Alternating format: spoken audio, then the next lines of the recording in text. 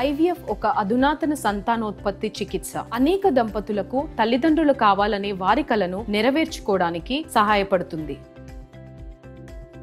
ఎన్టీఆర్ జిల్లా జీకొండూరు మండలం ముత్యాలంపాడు దగ్గర వరద ఉధృతికి ట్రాక్టర్ బోల్తా పడింది. బుడమేరు వాగు పొంగి ప్రవహిస్తున్నా లెక్క చేయలేదు ట్రాక్టర్ డ్రైవర్.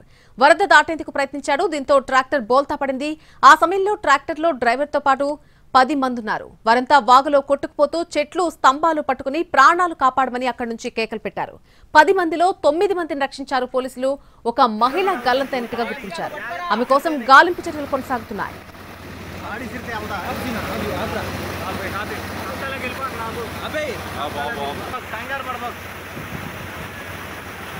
చేసేదే